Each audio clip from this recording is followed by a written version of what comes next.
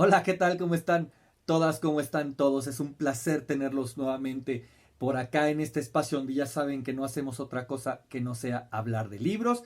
Mi nombre es Jonathan Frías y esta semana vamos a hacer un programa especial. Tenemos invitado, aquí nos acompaña el pequeño Julio Cortázar, porque vamos a hablar de 5 cuentos verdaderamente memorables de Julio Cortázar, pero, y aquí voy a poner un asterisco, pero que no son para nada de sus cuentos más famosos. Vamos a revisar algunos de esos cuentos ocultos, de esas joyas perdidas que están en la obra de Cortázar. Perdidas en el sentido de que no están a la altura de la fama, que sí de la calidad, pero no a la altura de la fama, de cuentos como Casa Tomada o Continuidad de los Parques o el hermoso y maravilloso cuento de La carta a una señorita en París y esa fascinación de andar por la vida vomitando conejitos.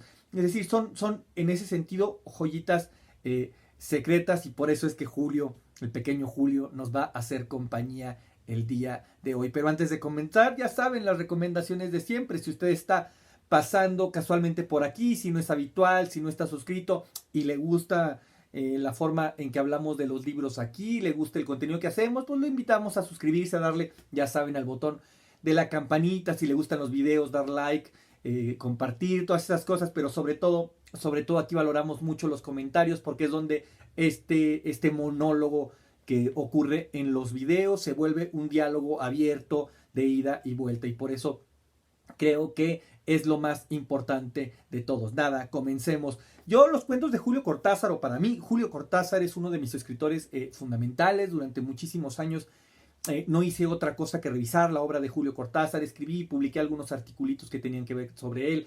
Lo poco que yo he escrito en la vida tiene una influencia clarísima de Julio Cortázar y tengo los cuentos que vamos a revisar, yo los tengo en esta edición de bolsillo que está en 3 tomos, que, que es muy bonita porque, miren, la tengo al revés, creo que va así porque conforma el rostro de Julio Cortázar.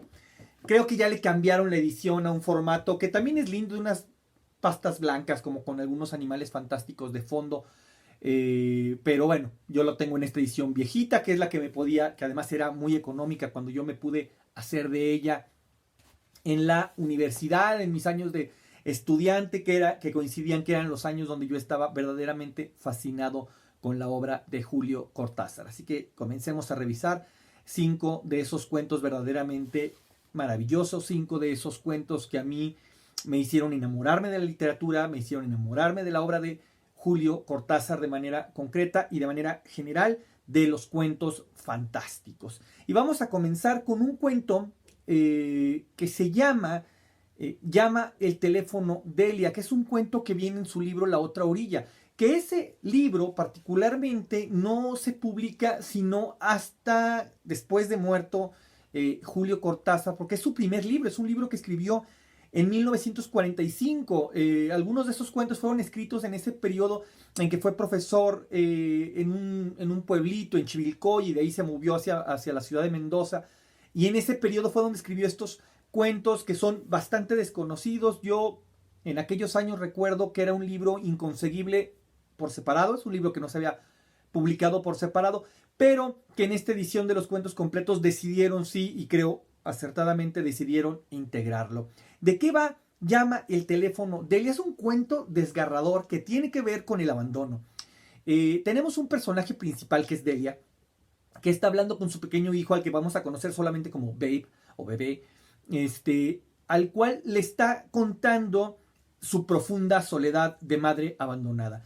Le está contando cómo su padre, Sonny, se fue, simplemente los dejó a su suerte, los abandonó a la soledad, los abandonó a la pobreza, los dejó en unas condiciones de hambre verdaderamente.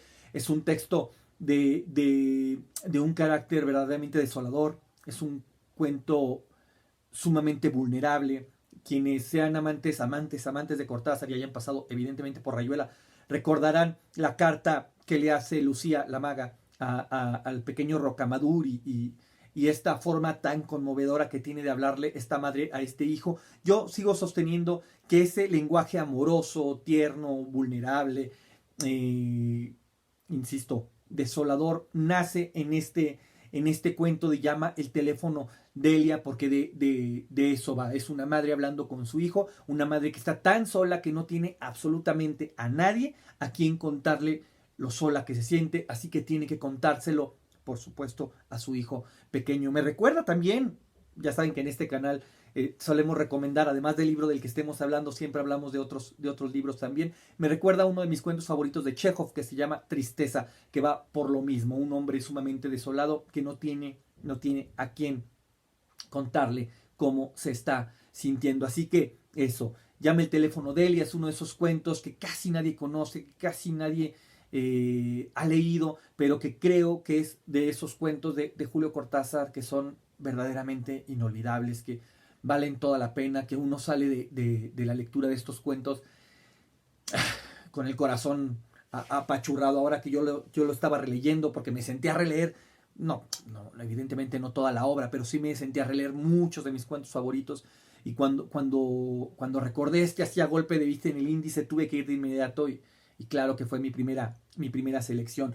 Justo, esto me sirve para comentarles que los cuentos que vamos a ir abordando solo están en un estricto orden cronológico, no los estoy poniendo en un orden jerárquico. Entonces, en primer lugar, Llama el teléfono Delia, que está en el libro de La otra orilla, que es de 1945 y que está integrado dentro de los cuentos completos de Cortázar. No sé si ahora ya lo vendan por separado, pero en todo caso ahí lo localizan. El segundo cuento del que creo que uno no puede andar por la vida sin leerlo es La puerta condenada.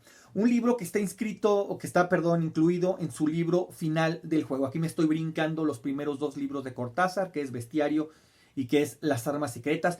Esos libros justamente donde se funda, creo, además con toda justicia, la gran fama del tremendo cuentista que es Julio Cortázar, porque en estos cuentos, en Bestiario, por supuesto está Circe, está Casa Tomada, está La carta a una señorita en París, Las armas secretas, por supuesto está El perseguidor. O sea, basta con decir eso para hablar ya de monumentales obras de arte. Pero en Final del Juego, que es un libro también extraordinario, también lleno de obras de arte, digo, en este libro está Continuidad de los parques, en este libro está Torito, que son dos cuentos verdaderamente fundamentales, pero son como estos árboles frondosos gigantescos que generan una sombra tremenda alrededor de ellos, una sombra que cobija, una sombra que hace sentir en casa ciertamente, pero que de alguna manera ensombrece otras cosas. Y creo que La puerta condenada es de esos cuentos que pasan un poco de largo dentro de ese libro, porque es un cuento, ¿cómo decirlo?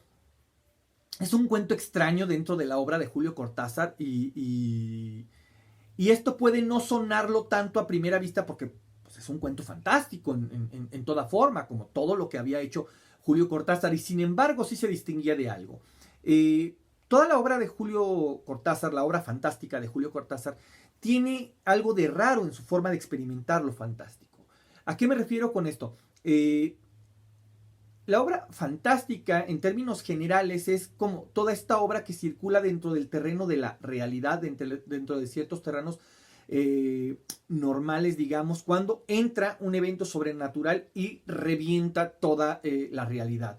Enloquece a los personajes o destruye todo lo que tienen de certezas. Pensemos en cualquier cuento de Edgar Allan Poe.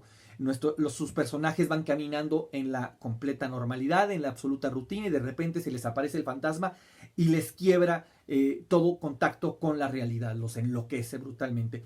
Mientras que en Julio Cortázar lo fantástico tenía que ver con un desdoblamiento de la realidad y la potenciaba. Por ejemplo, La carta a una señorita en París, donde vemos a una persona que vomita conejitos y eso es tomado con la completa normalidad, y lo que se vuelve ahí fantástico es que una persona sea capaz de tener un tigre de mascota. Y ese tigre solo va a ser el mecanismo, el artefacto que va a posibilitar justamente que se desarrolle lo fantástico. Es decir, en Julio Cortázar, la realidad, mejor dicho, lo fantástico está ahí para potenciar la realidad. Y en este caso de La puerta condenada no es así. Es un cuento fantástico en el estricto sentido de los cuentos fantásticos de Edgar Allan Poe, de quien sabemos, por supuesto, que Julio Cortázar era un amante desbordado. Además, creo que cumple esta demanda, por decirlo de alguna manera, que dicen en el prólogo de su libro Todo es eventual, Stephen King, donde dice que todo escritor fantástico algún día tendría que escribir un cuento de fantasma en un hotel. Él lo cumple a cabalidad en ese libro con el cuento 1408. Creo que ese cuento de fantasmas en un hotel es este de Julio Cortázar, La Puerta Condenada, donde vemos un personaje, Petrone, que llega a un hotel, el cual está ahí bastante solo el hotel, al grado, bueno, en su piso solo hay una persona hospedada, que es una mujer sola, una mujer muy anónima, que está justo al lado de él, están las habitaciones, están contiguas, y poco a poco van a ir ocurriendo eventos sobrenaturales que van a ir enloqueciendo al personaje, que lo van a ir a hacer, que lo van a ir haciendo que dude de toda la realidad posible, que dude de todo lo que ve, que dude de todo lo que presiente. Creo que La Puerta Condenada es de esos cuentos de fantasmas en hotel que uno no puede perderse. De hecho, son de esos cuentos que si uno hiciera una antología de los mejores cuentos de fantasmas en un hotel, creo que La Puerta Condenada tendría que ser uno de ellos. Nuevamente, este es un libro que viene, este es un cuento que está incluido en el libro Final del Juego de 1956. El tercer cuento que quiero recomendar es un cuento también extraño aquí porque es un cuento realista y dentro de la narrativa de Julio Cortázar el realismo no es como lo suyo. El realismo para él entra en el terreno de la novela, que es donde él se desborda sobre la realidad. Pero en el cuento se sentía muy cómodo en lo fantástico. Y este tercer cuento, que es La salud de los enfermos, incluido en su libro Todos los fuegos el fuego, de 1966, es un cuento de una familia muy numerosa que están todos muy preocupados porque la abuela, que es como la gran matriarca de este racimo de uvas que es la familia, es una mujer ya muy vieja, es una mujer que sufre de depresión muy alta. Entonces la familia entera vive preocupada de no generarle ningún malestar a la abuela. Tratan de que su vida sea lo más apacible del mundo. Trata de que lleve sus últimos días sin ninguna especie de sobresalto. Y en ese momento el hijo menor, Alejandro, muere en un accidente automovilístico. Y entonces la familia entera va a hacer lo posible porque la abuela no se entere. Y van a llegar incluso a lugares que en el mundo cotidiano todo el mundo juzgaría casi hasta de perversos, pero dentro de la lógica del cuento todo funciona a la perfección, como si se tratara de la maquinaria de la perfecta maquinaria de un reloj. Esta familia va a empezar primero a inventarse, por decir de alguna manera, que Alejandro se fue a vivir al Brasil y que tiene un trabajo allá y que está ahorrando. Llegan al extremo de pedirle a la esposa de Alejandro, a la mujer de Alejandro, que le mienta a la abuela, que le diga que Alejandro está ahí, que está trabajando y que manda dinero y que le manda saludos y que siempre se acuerda de ella. Pero evidentemente van avanzando los días y la abuela pues va exigiendo otro tipo de evidencias más allá de lo que le cuentan. Y entonces le van a empezar a hacer llegar una serie de cartas que escribe este Alejandro, donde le empieza a contar las cosas que está pasando y eso va a desatar un montón de cosas en las que ya no me meto porque es entrar en el terreno de los spoilers. Este cuento que va al interior de las familias, que ya había hecho algo así Cortázar en libros anteriores, justamente en Las Armas Secretas con el cuento de las cartas a mamá, donde entra en este personaje otra vez en este núcleo familiar. La familia era algo que le gustaba mucho a Julio Cortázar, quizá porque él mismo vivió en un núcleo familiar cerrado, estrecho, al lado de su madre, su abuela y de su hermana. Creció en este matriarcado después de que el padre los abandona. Quizá, y esto no lo dije hace un momento cuando les hablaba del cuento y llama el teléfono de Elia, porque no me consta, pero sí tiene todo este matiz de cuento autobiográfico. Sí parece ser que lo que nos está narrando Julio Cortázar en Llama el teléfono de Elia es la soledad de su madre cuando su padre la abandona en una situación de hambre a cargo de él y de su hermana menor. Pero eso, la familia va a estar siempre en el centro de los cuentos de Julio Cortázar. Digo, Los venenos es otro cuento que aborda la familia, la conducta en los velorios es otro cuento que aborda las familias. Es decir, creo que es un tema bastante recurrente dentro de la obra cuentística de Julio Cortázar, y La salud de los enfermos creo que es de esos cuentos que se pone por encima de todos los otros. Es un gran cuento a través de una gran sensibilidad que muestra todo lo que es capaz de hacer alguien porque un ser querido no sufra, incluso si eso quiere decir mentirle. Aquí no hay ningún juicio moral, simplemente lo que ocurre dentro de este cuento, incluido, como ya les dije, en todos los fuegos, el fuego de 1966. El cuarto cuento del que vamos a hablar es otro cuento raro dentro de la obra de Julio Cortázar, que es Apocalipsis de Solentiname, que es un cuento incluido en Alguien que anda por ahí, un libro de 1977, ya es de su obra final, donde ciertamente Julio Cortázar ya había caído en ciertas repeticiones. Ya para entonces era un tipo con un oficio tremendo, era capaz de escribir obras maestras a ojos cerrados, pero ciertamente en la parte temática creo que empezaba a repetirse, creo que empezaba a tomar los mismos temas que había tomado en su juventud, que eso no tiene en lo absoluto nada de malo. Creo que todos los escritores o todos los artistas en general no tienen más de 2 o 3 obsesiones a lo largo de toda su vida, y lo que hacen es siempre tratarla desde un punto distinto, la toman desde un ángulo distinto y la desarrollan con técnicas distintas. En este caso, creo que en los últimos cuentos de Julio Cortázar, si de algo pecó, fue que sus obsesiones las volvió a abordar desde el mismo punto de vista y con la misma técnica, y eso hacía que esos cuentos, si bien fueran grandes cuentos, ya no sorprendían, que era básicamente el sello distintivo de toda la narrativa corta de Julio Cortázar, la sorpresa, la capacidad de deslumbrar al lector. Y entonces en este libro de Alguien anda por ahí, creo que hay un cuento que justamente se destaca en este sentido del resto, que es Apocalipsis de Solentiname. Primero porque es una especie de crónica periodística de un viaje que hace Julio Cortázar a Costa Rica, donde se encuentra con varios amigos, entre ellos el poeta Ernesto Cardenal, que lo va a visitar desde Nicaragua, y mientras están cumpliendo con las cosas que tiene que hacer justamente Cortázar ahí en Costa Rica, Cardenal lo convence de que se vaya junto con él a hacer un paseo a Solentiname en Nicaragua,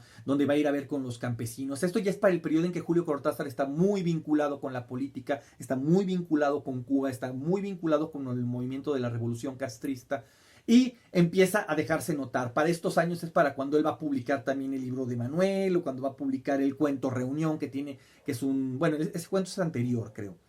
Sí, ese cuento es anterior porque es un cuento sobre un Che Guevara justamente en el momento de la guerrilla de la revolución, ¿no? Entonces, Cortázar ya está inmiscuido, y Apocalipsis de Solentiname es un cuento que está inscrito en esta línea, en esta beta de los intereses que tenía Cortázar en ese momento, pero es un cuento que, si bien tiene que ver si bien cae en el terreno de lo político, tiene que ver más con la amistad. Es un cuento que tiene que ver más con su encuentro con Ernesto Cardenal, con Roque Dalton, y es un cuento verdaderamente sensible, es un cuento de trazos fantásticos que empiezan a colarse. Parece ser que la beta fantástica Cortázar se le colaba hasta entre las grietas de las palabras, entre los blancos de las palabras, porque no podía alejarse completamente de ellas, ni siquiera en esto que, insisto, más que cuento, tiene este cariz de crónica de viaje, por supuesto con un lenguaje, con un humor y con unas formas fantásticas,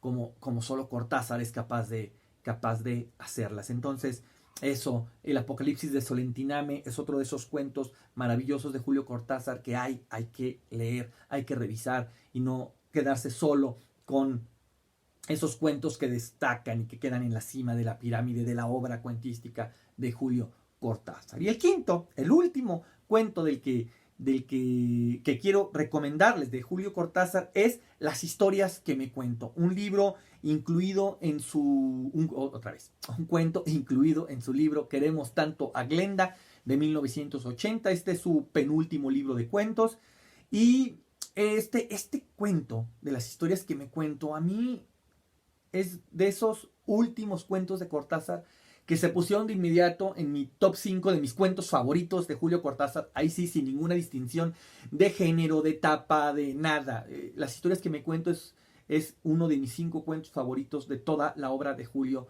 Cortázar.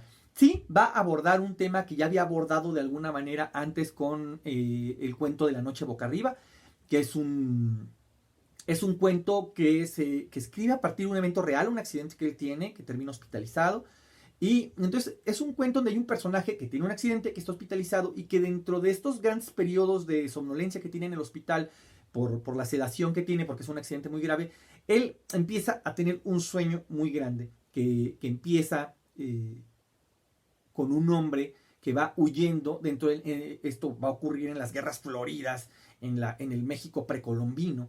Y entonces es un guerrero que va huyendo de unos guerreros aztecas hasta el momento que lo van a capturar y se lo van a llevar a la piedra sacrificial. Todo esto va a ocurrir mientras está este personaje principal en la cama del hospital, donde le están haciendo transfusiones de sangre, donde lo están operando, donde está a punto de morir, donde, etcétera, etcétera. Está pasando como toda esta cosa horrible de la vida hospitalaria. Aquí lo maravilloso es que, de alguna manera, durante el transcurso del cuento, pasamos más tiempo en la lucidez, que es el personaje que está en el hospital, que en el mundo onírico, que es el personaje que está en la guerra florida. Pero poco a poco se empieza a desequilibrar, se empieza a romper ese equilibrio y vamos pasando más tiempo en el mundo onírico, y en ese momento ya incluso creo que es incorrecto llamarlo así, porque justamente creo que la traza de ese cuento es eliminar la línea fronteriza que divide lo real de lo fantástico. Ahí al final no sabemos si el hombre que está a punto de morir en una cama de hospital está soñando con un hombre que está a punto de morir en una piedra sacrificial, o es el hombre que está a punto de morir en la piedra sacrificial el que está soñando con el hombre a punto de morir sobre la plancha del hospital. Es un cuento donde las realidades se invierten y se vuelve fantástico. Bueno, eso mismo hace con las historias que me cuento en este libro de Queremos tanto a Glenda, porque tenemos un personaje que está casado y que de pronto tienen estos amigos, ya saben, estos viejos amigos de la universidad a los que visitan de tanto en tanto, y este personaje principal tiene esta cosa que creo que a todo mundo tenemos y que a todo mundo nos encanta, que es imaginarnos a nosotros mismos en situaciones verdaderamente disparatadas, desde conversaciones que nunca hemos tenido, o imaginarnos en un accidente automovilístico, o imaginarnos si nosotros fuéramos quienes escalan una montaña, no sé, las historias que cada quien se cuente a sí mismo. Pero aquí el asunto es que llega un momento donde este personaje empieza, digamos, a contarse historias de orden erótico que tienen que ver con la amiga, o con la amiga en turno, que es además pareja de amigos. Las parejas a sí mismas son amigas. Y él empieza a imaginarse esas historias. Pero ese no es el punto. El punto es de que llega un momento donde una de esas historias bastante inocentes que se está contando, donde se está imaginando un encuentro bastante casual, el encuentro sucede casi al pie de la letra como él lo había imaginado. Y entonces a él le parece una tremenda casualidad, de tal suerte que le da un poco de rienda suelta, empieza a soltar un poco la rienda a la imaginación e imagina un segundo encuentro que va un paso, dos pasos más adelante y vuelve a ocurrir. Y entonces de ahí va este cuento, cómo este hombre empieza a dar rienda suelta a su imaginación y hasta dónde es capaz de hacerlo, porque él está empezando a comprobar que todo lo que está imaginando está en verdad ocurriendo. Y entonces es capaz de dar el último paso imaginando que va a ocurrir ese desenlace, y así y a su vez, en el caso de que ocurriera, daría el paso para que eso realmente sucediera, para que dejara de ser una fantasía y se convirtiera en realidad. Es decir, creo que es de esos cuentos que aplica muy bien la de ten cuidado con lo que deseas, porque se te puede convertir en realidad. Nada, hasta aquí llegamos. 5 cuentos fantásticos del tremendo Julio Cortázar que nadie puede perderse. 5 joyas ocultas, 5 cuentos que merecen más lectores de los que tienen. Y por qué no, vamos a dar un par de lugares honoríficos, y uno de ellos va a ser Relato con fondo de agua, que es un cuento que tiene que ver con asesinatos, que tiene que ver con suicidios, que tiene que ver con la redención, que tiene que ver con la amistad, que tiene que ver con la memoria. Este cuento también es del libro de Final de Juego, entonces también esa es una gran recomendación. Y otro muy bonito que se llama Botella al Mar, que es un epílogo. Este cuento de Botella al Mar viene en Deshoras, que es el último libro de cuentos de Julio Cortázar, pero que es una especie de epílogo al cuento que le da título a su libro anterior, que es Queremos tanto a Glenda. Queremos tanto a Glenda es un cuento de unos fanáticos del cine que están enamorados de una actriz que es Glenda Jackson, pero para objetos literarios él le cambia el apellido y la hace llamar Glenda Garson. Retoma el tema de Glenda en este cuento de Botella al Mar, porque le sucede una de esas cosas fantásticas que solo le ocurrían en la vida. a Julio Cortázar, que es que él, habiendo escrito un cuento sobre Glenda Jackson, un día estando en la ciudad de Berkeley, va pasando por el cine y se encuentra que hay una película de Glenda Jackson que se llama Hopscotch, que es la traducción de Rayuela. Entonces ahí le parece una cosa verdaderamente fantástica que él hubiera utilizado la figura de Glenda Jackson para un personaje fantástico, y que a su vez Glenda Jackson haya actuado en una película que llevaba el nombre de su libro más famoso, y de ahí construye esta relatoría con Botella al Mar, que es un diálogo que va a sostener a Julio Cortázar con esta fantástica Glenda Jackson, donde va a hablar eso, de este diálogo secreto que se da entre dos personas que no se conocen. Basta, hasta aquí llegamos. 5 cuentos fantásticos del tremendo Julio Cortázar que nadie puede dejar de leer y que están, por supuesto, al menos en mi gusto particular, dentro de mis cuentos favoritos. Si ustedes son amantes de los cuentos fantásticos, no solo los cuentos, ya saben que en este canal adoramos sobre todo los cuentos, les voy a recomendar además tres antologías de cuento, que las antologías son una cosa hermosa, porque son un gran mapa de escritores y de estilos y de técnicas y de visiones maravillosas. Una de esas recomendaciones es El hilo del Minotauro, una colección de cuentos raros, inclasificables. Asimismo lo empieza a contar en el maravilloso prólogo que hace Alejandro Toledo. Este libro está publicado por el Fondo de Cultura Económica y créame que es verdaderamente económico en este caso. Yo siempre me lo he encontrado como en un paquetito con otras 2 antologías, como por 150 pesos el paquete entero.